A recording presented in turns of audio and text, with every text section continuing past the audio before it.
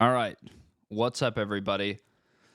Welcome back to holy shit. The bald ass moist testicle annihilation fan club. It's the end of the day. Now, typically my schedule for these uploads has been I look at them in the morning. I have like a whole routine. I kind of make breakfast and then I get on the computer and I rile myself up for the day's activities by getting angry at something that Moist Critical is doing. And I gotta say, it's been an enjoyable part of my everyday life. It's given me kind of a newfound passion. I feel honestly like I'm more in touch with my spirit than I was when I started this. Now, there's a lot of reasons for that. I'm not really going to get too in the weeds, but it kind of just feels good to vent about bullshit. So I'm saying all that because my schedule got knocked out of whack today. I had a big important day on the job site today. I had to get up bright and early. There was a lot of logistics that needed to be organized, a lot of ducks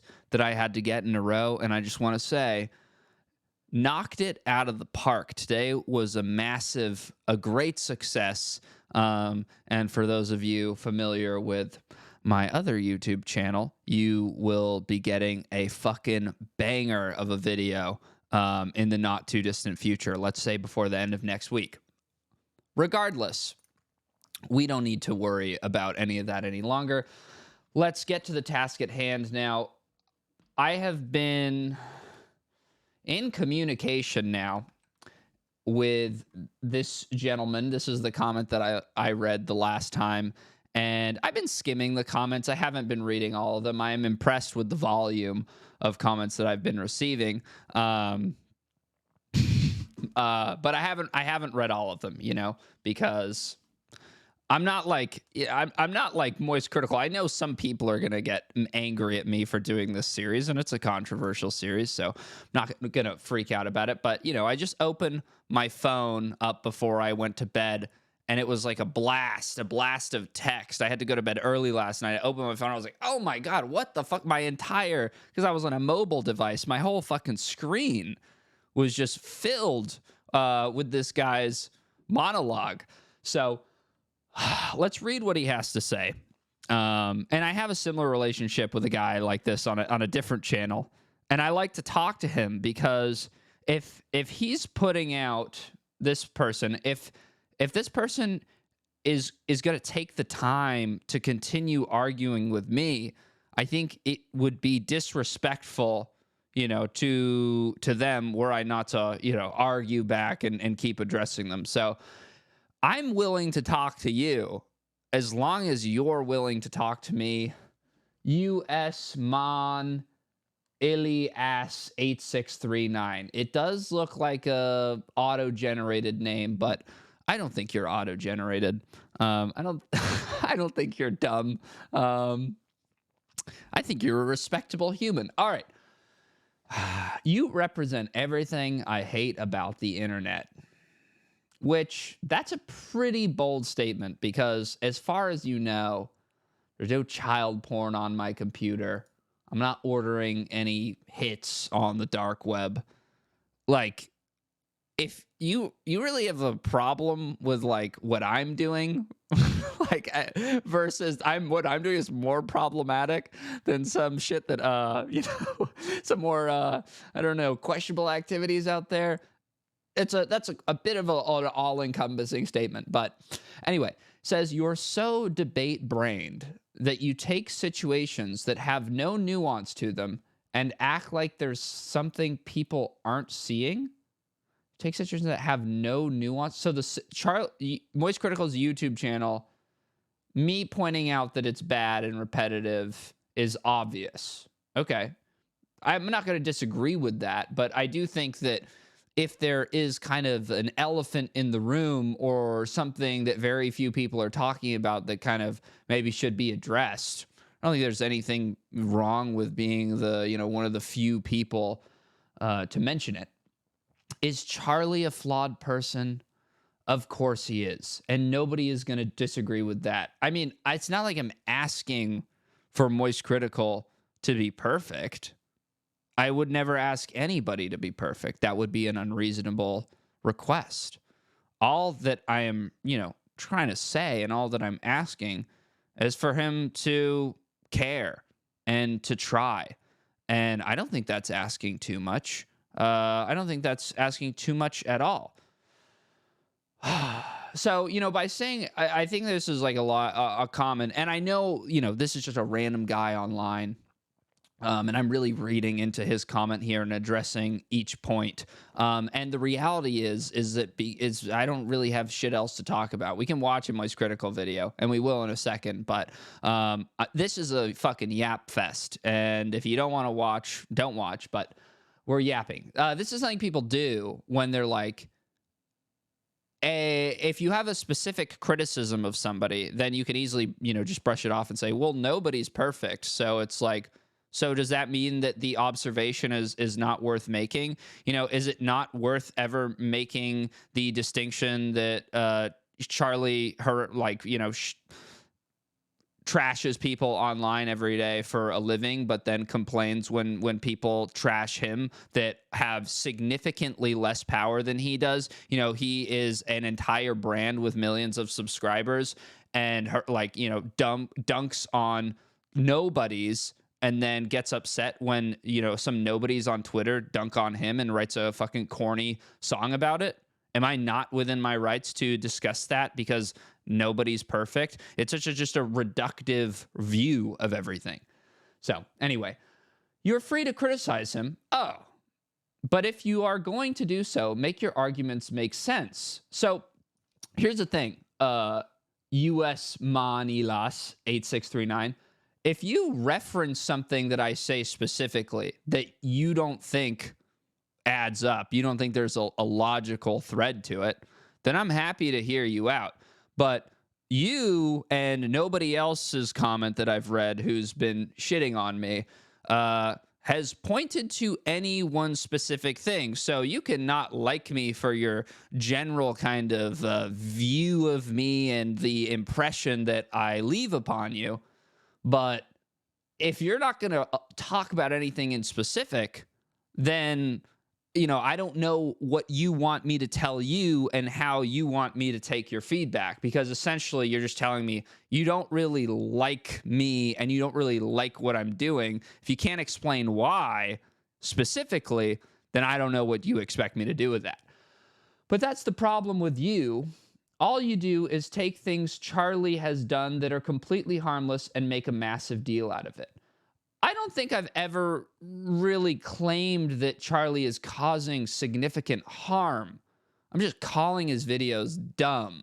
And I'm calling the topics that he's covering dumb, obvious, and lazy. I don't think that anybody needs to be causing real harm to be assessed or criticized. That's kind of irrelevant. Charlie knows that he isn't turning out high production stuff all the time. Again, we're going in circles here. Just because he knows he makes shit doesn't justify him in making shit. He makes what he likes, and that's not hurting anybody. Why does it have to be about hurting anyone? It's just a critique on media. Megamind 2, the movie with 6% on Rotten Tomatoes, doesn't hurt anybody, but he criticizes it. So again, these arguments you make of me, apply them to the very same person that you're defending, and they no longer make sense. Just because, again, a lot of the shit that Moist Critical talks about doesn't hurt anybody, but he's still dunking on it. That's not a prerequisite to discuss something. But you're over here saying that he's hurting the internet landscape. I'm saying he's making people dumber and polluting it. I don't think he's causing physical or emotional harm. Anyway, not to the majority of people that watch it. By not putting out higher production videos more often. It's not only about production. I mean, production is one aspect of it, but it has to do with effort. That is the most important part. Because I think, just producing the same formulaic videos over and over again, where you can literally see that he's going to read the thing off and then say, this was more this than insert reference to pop culture, and then continue and then read whatever fucking text message exchange is, and then, continue, rinse and repeat every single day until we all die. It's barely transformative. And I'm well within my rights to say that. You try and act like this massive intellectual by saying that higher effort equals higher quality, when that is such an awful argument. There are plenty of people that hate stuff like the hyper-edited brain rot you see on TikTok, or all the Mr. Beast clones out there.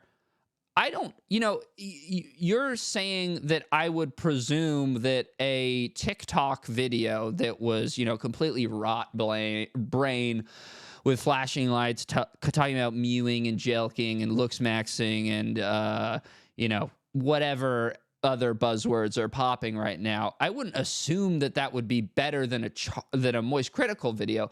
Part of the thing with Moist Critical is kind of the mutual, and I don't think that this would need to be said, but the kind of, I guess, understanding collectively that he is capable. He's a capable speaker and a capable YouTuber who is kind of regressed and become lazy. If I thought Charlie was completely like whack and a total dumbass, I think that his worldview is deeply flawed, and I think that he has developed kind of a quiet, pretentious ego because of the success that he has enjoyed on YouTube. I don't think that he's completely hopeless. My videos, as much as I've joked and as hard as I've gone on him, I don't think that he's never going to make a good video again. I think that right now, what I see from him is extremely disappointing. Just because a lot of time and money was put into something, it doesn't mean that it's good. I'm not saying any of this stuff. You're kind of, cherry picking or reducing my argument to something that is kind of beneficial to somebody who puts out low effort shit. Just because something's low effort, it doesn't mean it's not funny. I'm hilarious and I barely try. Charlie is a breath of fresh air to people that hate that kind of shit, since he's just a dude chilling in his room talking about stuff. Yeah, I mean, that would be one thing if he was kind of casually discussing things in a natural capacity, but that's one of the points that I've brought up regarding him, is that it's all very fake. The way that he comes across is I mean, it is disingenuous, but it's like an act that he puts on where it's like, low effort. It's not like these things feel like they're naturally occurring to him in real time. It feels like he sort of plays a character that would be doing that, but the result is sort of just like, a creature of habit that, again, just repeats kind of the same patterns and formulas each day. And I think that they make for bad videos.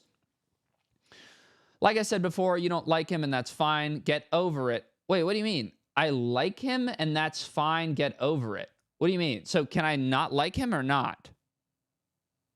I'm a little confused. Like, why do I have to get over it? Why am I not free to express my opinions about his videos? I think it's funny. Like, people will say, oh, you're allowed to make your videos. That's fine. Or you're allowed to not like him. But don't talk about it. Like, don't say anything. It's like, why not? This guy's massive. He talks about shit he doesn't like all the time. Why am I not extended the same privilege that you extend to him? And no, I'm not afraid of your channel existing like your dumbass likes to think. Well, I'll tell you what. It doesn't surprise me that you can't tell when I'm joking. Us Manilas 8639. But I was kind of kidding. That was a bit of hyperbole. I know you're a Moist Critical fan, so you're not kind of used to anything funny, but I was just joking around there. There are communities for every type of person out there, so of course there are going to be people that look at your terrible arguments and circle jerk to it. Okay, let me know which argument I make is bad. You say shit like, I feel bad for Charlie because XYZ, when honestly, I just feel bad for you. You're stuck in this echo chamber full of haters. Kind of what Moist Critical does, that look at the world in a completely black and white lens. You're just another whiny person you'd see on Twitter. Okay, so he's clearly inspired by that music video again. I don't actually tweet. I find it's more effective to get on YouTube and air out my complaints. You know, usually more people listen to them. Then on Twitter, I do like to look at Twitter, though. A lot of interesting shit happening on there. Complaining about the most dumb shit imaginable. Yeah, I mean, complaining about Charlie's really dumb shit. So I am doing that. What's even worse is you go the extra step of making these entire video essays. I don't know if you know what a video essay is, but these aren't video essays. These are more verbal diarrheas, vlogs, some sort of moving picture diary. But there's no essay involved here. I do hardly any planning for these for the most part, especially this one. The only thing I planned was reading your comment on the people you don't like. Well, who gives a fuck? Like, it would be more justifiable were I to produce a video essay than to do what Charlie does. I wish Charlie would do a fucking video essay. And he said, grow up, man. I don't think so. I think I'm going to keep doing what I'm doing until I'm tired of it. But again, appreciate the comment. You've given me 16 minutes of content to discuss, and for that, I am in your debt. Okay, MoistTesticle. Ooh, my whole fucking search history is all MoistCritical. The man is streaming live. Let's see here. Okay, this is what I wanted to watch. Today I've got the... He's covering news. I'm ready to learn. This is probably going to be... I don't know. I don't know what to expect of this video, I guess. It's probably not going to be that bad, but we will see. I'll give Charlie some credit. I mean, it's possible he might have seen one of my videos because... I mean, I don't know. Anybody who likes him is going to say I'm a fucking... egomaniac for thinking that, but he's kind of improved certain parts. Like, I feel like the worst, I'd be surprised if from this point forward we stoop to some of the lows that we were at in like the 3-4 video range of the daily Moist Infidel challenge. Today I've got the black shirt on for this funeral service for one of YouTube's first major content teams, Rooster Teeth. After 21 years, Warner Bros. Discovery has announced that it's shutting down Rooster Teeth. Now, they're not getting outright euthanized and going to the Shadow Realm or anything, because there are certain Rooster Teeth projects that will persist past this, but by and large, Rooster Teeth, as you've known them, will cease to operate in the capacity that it has been. With its closure, about 150 full-time... I never gave a fuck about Rooster Teeth. I don't know about the people watching this, but yeah, maybe it's just because I wasn't a Halo gamer.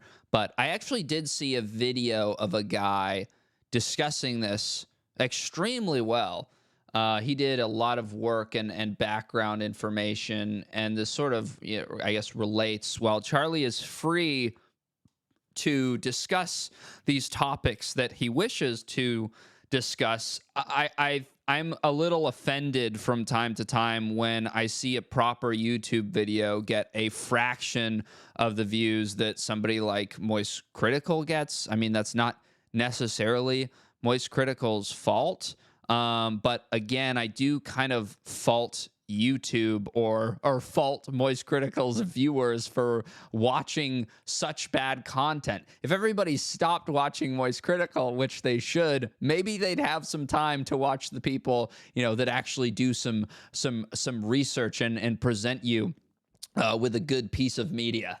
Employees will be laid off, with additional contractors and content creators taking a huge hit as well. Wishing the employees the best moving forward. I hope they find work elsewhere. Just a pretty sad set of circumstances all around, because I know a lot of people, myself included, have very fond memories of this brand. Rooster Teeth was one of the pillars of internet content creation for gaming for a long time, with series like Red vs. Blue, which were these incredible machinimas that really kind of changed the space for a while and had an unbelievable influence online.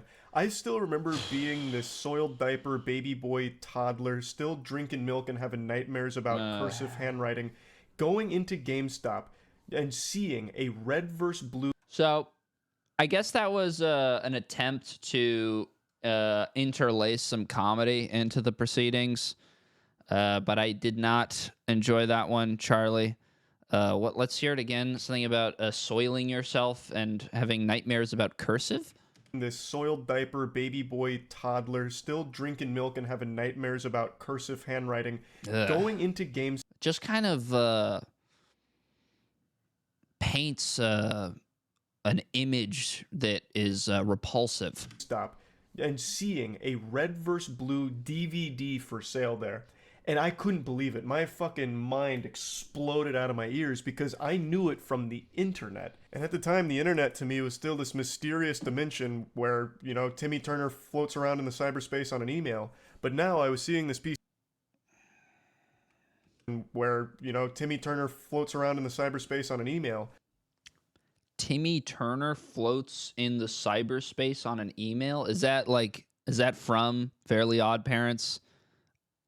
That has to be a reference to a specific scene.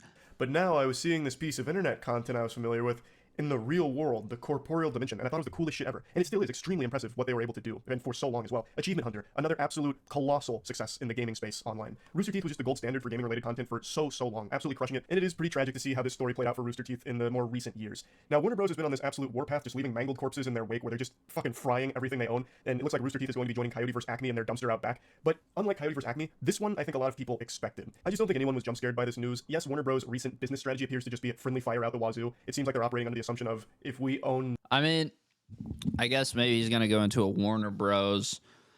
A fuck Warner Bros. Arc. But if you know anything about the Rooster, let me find the video actually that I watched because it's kind of worth Rooster Teeth shutting down. It's worth referencing. Oh, it's like Mogul Mail and moist shit moist shit videos made the same exact thumbnail. Such is the state of affairs. I'm kind of thinking that maybe we'll do a little bit of Ludwig attacking just to change things up in the future, just to throw a curveball. Like, I'll be honest, I don't get quite as titillated. I'm tired. I had a long day. And I'll come through with more power tomorrow. But, of course, I don't get as titillated just reacting to Charlie's videos. I've kind of seen it. So I think we will. Feel free, by the way. I do have an active comment section of people with ideas and suggestions. So if there's something you'd like me to look at, I am more than willing to hear your ideas.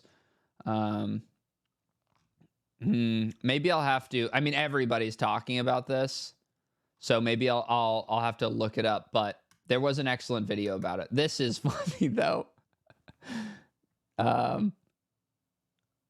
It's Moist Criticals is slightly lower quality, so I wonder if maybe he just ripped mogul mails or what. But yeah, Nothing. Surely we can't continue to lose money, but them axing Rooster Teeth. Oh, anyway, as I was saying, Rooster Teeth's been fucked for a while.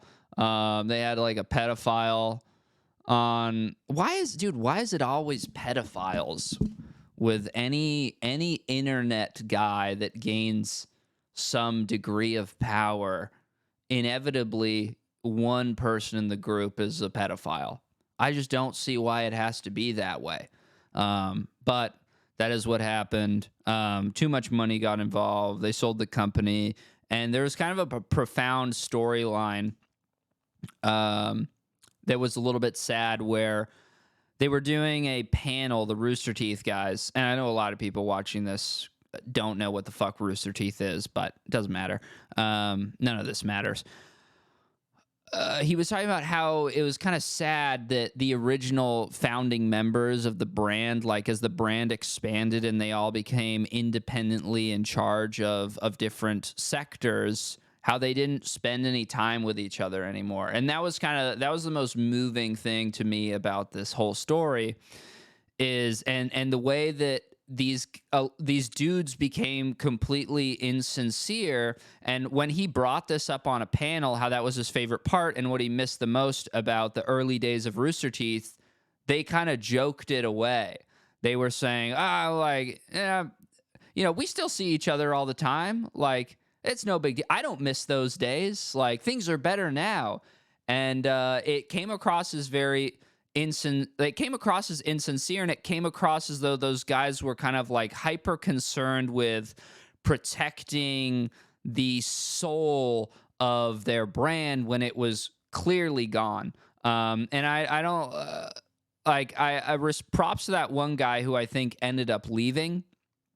But yeah, he was a real one. Some of you will know who I'm talking about, but I think it takes a lot of courage to like say that and be honest and say, when we were all college students and we were fucking grinding our asses off in the same room, like that was the best. That's better. That's maybe that part of the story is better and more fond than like when you actually make it. Nobody knows that at the time, but the building towards something versus the cash out, like one is spiritually much more gratifying. Teeth and putting them in the Warner Bros. Cemetery, burying them out back, is not shocking.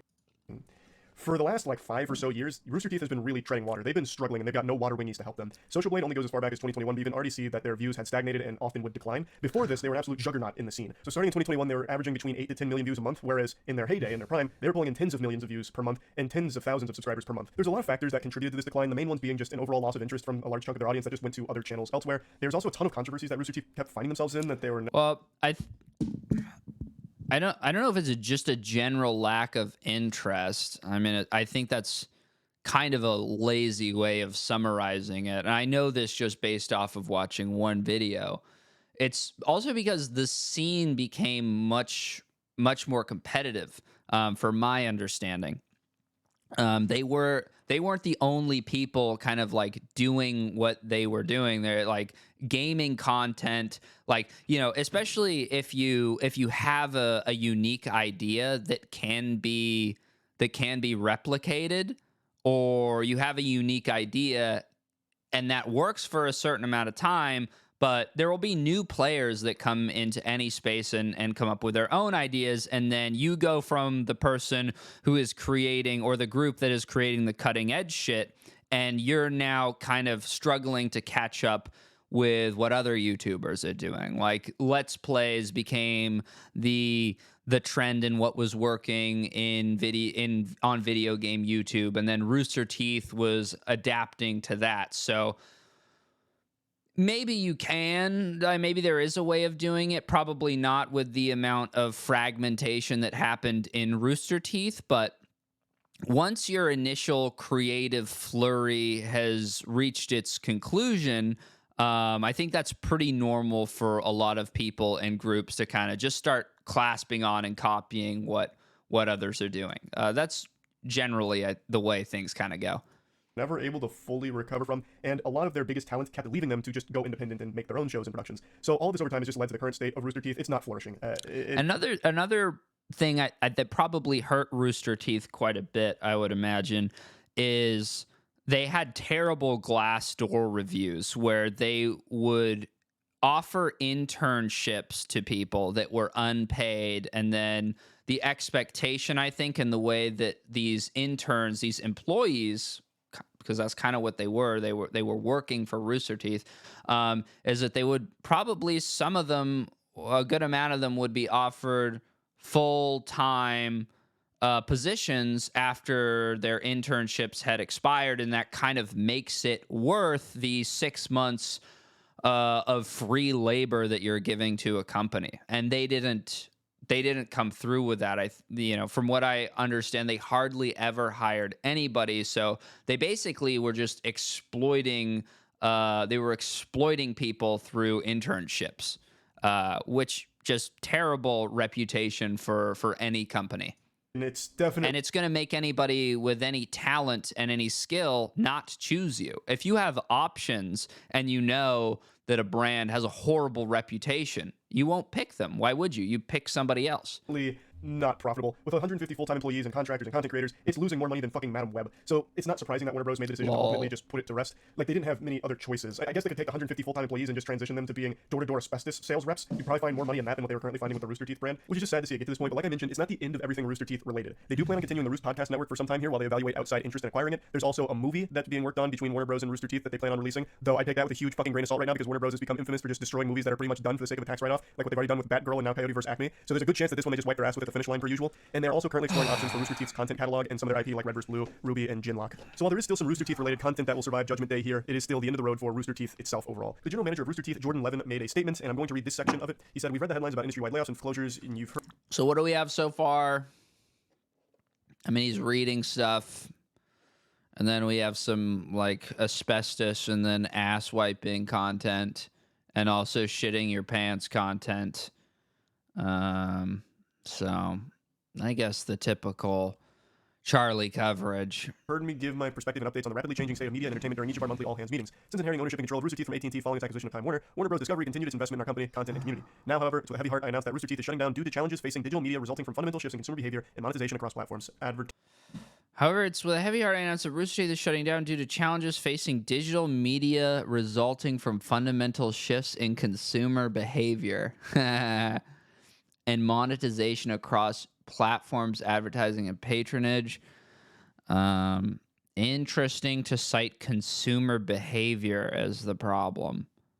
I think that you guys had a lot more going on than the behavior of consumers. It might even have to do with the behavior of the employees at your company than it does with the consumers. Advertising and patronage. Now, there's a lot more in the statement here, but this is the only titty I'm going to suckle on from it. I think this part of the statement is the most telling about the challenges that they were facing, and it's challenges that anyone from the outside could also see them facing. As consumer behavior was changing, aka viewers choosing different things over Rooster Teeth and just having a lot more competition in the space, they were no longer like the only place for high-quality gaming videos. As the entire digital landscape started to shift, Rooster Teeth kept falling to the wayside, and people were just choosing competitors over them, so they were hemorrhaging their audience, and overall just found it difficult to adapt in the new environment. And then the monetization and advertising changes they make mention of there, I believe the biggest things that affected Rooster Teeth was YouTube's change in how much money is generated by shorter content. For a while, it didn't really matter how long a video was. What dictated the amount of money it earned was basically just views. But then the focus shifted to longer form content with the addition of mid-roll ads, which starting at 8 minutes, you can start putting in ad breaks. And we know all about that, don't we, Charlie? This led to a lot of the focus on the digital landscape being for the longer form content to reach that 8-minute mark. Rooster Teeth's most popular content was usually sub 8 minutes. Their heaviest hitters that were consistently the bread and butter content, like the animated adventures, Red vs. Blue, Rage Quit, aside from a couple of Rage Quit videos which were more than 8 minutes, most of their big successful ones were under 8 minutes, usually between like the 1 to 4 minute ballpark for a lot of these. And I just feel like they took a massive financial hit with that because the content they were producing wasn't cheap stuff for the most part, and there's no way they were seeing a return off the ad revenue because the videos were too short to be reaching that like upper echelon of doubloons that you make from a YouTube video. So I just think that as they invested more money into these big projects without increasing the runtime of a lot of them, they weren't seeing a lot of big returns on it, which probably... All right, I mean, this is by no means a scintillating piece of content, but I will give credit to Moist Infidel. He actually seems interested, unlike me today, in what he's talking about. So that's nice. It's not as phoned in as usual. It's not as formulaic as usual. I think it kind of actually comes across as a living, breathing organism in this. And maybe this is, or perhaps I'm just enjoying it because it's in double speed. But I'd say that this might be the best Moist Critical video we've seen so far. I literally shaved my head after watching this. Moist Musical, that video was terrible. The art video, awful. I don't even remember what this was shit, just more moral grandstanding. Reading text conversations, right? Yeah. Yeah, ooh, 4K on the OG video. Thank you all for the views. Yeah, I'd say this is his best video. I'd like to congratulate Charlie on improving. We may have hit rock bottom. We might be climbing our way out now. Hurt them. And I'm just speculating that that's the change that was probably the biggest thorn in their side, like the most annoying rock in their shoe. But the entire landscape of advertising online and monetization has gone through huge changes since they began. I just feel like that's probably the one that was the most hurtful to them. But anyway, I'll stop speculating on that and instead speculate on something else. So a lot of people have been wondering now with this announcement, what's going to happen to all the Rooster Teeth affiliated channels that are under their umbrellas, things like Funhouse or Slow Mo Guys, things like that, because Rooster Teeth had a lot of the channels outside of just their main one. How will they be affected? I have no fucking clue. It seems like a messy headache to me since they're... All right. Well, I don't think I need to finish this one. I think all we can hope for kind of is maybe something more interesting to talk about tomorrow. You know, of course, the way this is going to work is that if Charlie doesn't make a completely dog shit video, my video will suffer. The quality of my videos is completely contingent on his videos being very low quality. And it's, you know, I don't, it's not even like he really did an excellent job with this. I think that in this video, though, he meets the expectation of what his channel maybe should be, or what it is designed to be at this point, which is talking from your room about shit that you care about and giving your opinion on it, which he does here. And yeah, for the most part, the other videos that I mean, there's a lot of just reading of text, and it's, you know, it's not super like researched or high effort. But I think there's enough humanity involved with this one for him to pull it off. And I think we should also have the expectation that not every single Moist Critical video will be bad. There will be days where we click on a Moist Critical video. There's not really a whole lot to say about it because it's not the worst thing ever. And when those days, when we have days like that, we just have to sit there and say, well, let's hope tomorrow he fucking sucks so that we can laugh. And that's the truth of the matter. So that's it. And if he improves, like if Charlie wants to extinguish my YouTube channel, it's completely within his power to do so. This channel, its life force is him making bad videos. If he stops making, I wouldn't say bad videos, like abhorrent videos. If he stops making abhorrent videos, then I'll have nothing to talk about. So I think that's it. I do want to revisit just briefly how much of a mind fuck it was that he dropped that music video talking about how negative comments bother him. I just, I know I said it already, but really having slept on that for the past 24 hours, such like a bizarre, like, you know, one-way street of of an understanding of the internet, especially for somebody who's been on it for as long as he has. I just don't get how he could possibly have that perspective on it. But there you go. All right, everybody. Sorry for, you know, being tired, but I can't come through with the fire every single time. Sometimes I have to actually do shit, and I can't make a Moist Critical video in my prime daily window. See you tomorrow, and yeah, I think that's going to be it. Goodbye.